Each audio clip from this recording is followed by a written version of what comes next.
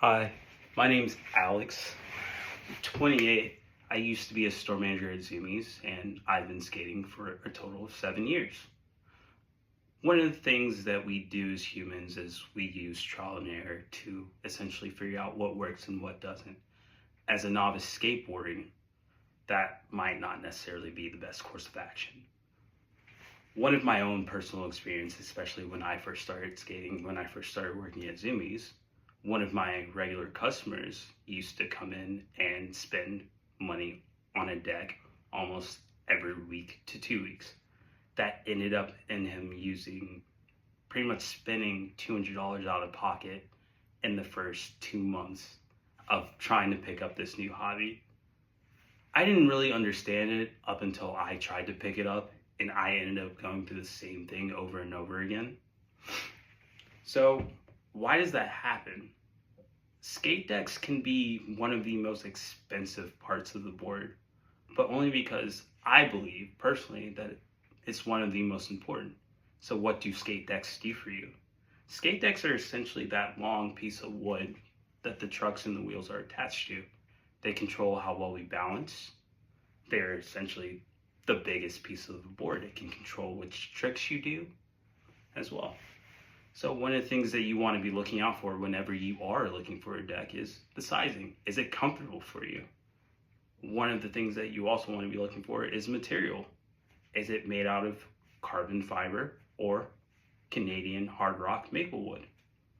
One of the things that I had to learn becoming a more experienced skater is obviously going through and doing that trial and error. Some of the bad things that can happen to you whenever you are a brand new skateboarder is you're getting that new deck and you're not taking care of it. Some of the things that may happen to it, the wear and tear, how much you're using it. One of the things that may happen is your board may become warped. One of the things that it looks like is that board will begin to bend and shape in weird ways opposite of what you bought it at. The board may also become waterlogged if you're not taking care of it. You leave it out in the rain. That makes it a lot weaker. That makes it easier to snap, essentially, which keeps you coming back and forth to the skate store over and over and over again. One of the things that also may happen is if you're getting really good really fast is you may get razor tail, which is essentially the sharpening of the tail of the skateboard, which when you're trying to do tricks, that's very painful for your ankles. And that's something that you do not want to go through. So what are some things that you can do to combat this and to become a better consumer and to spend your dollar better?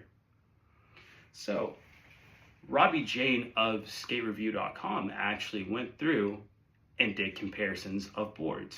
One of the things that you want to do as a consumer is become better informed. Do your research. So going through carbon fiber or Canadian hard rock maple wood, figuring out what's the process behind making these boards. And then also, Robbie Jones of boardcoast.com went through and he lists out ways that you can take care of your board. How long does a board last? So typically, if you're taking care of it, you're doing your research, a really great board might last you 3 to 6 months. One of the biggest things that you want to do as a brand new and novice skateboarder is arming yourself with that knowledge in order to come into the store confident and ready to buy a really great product.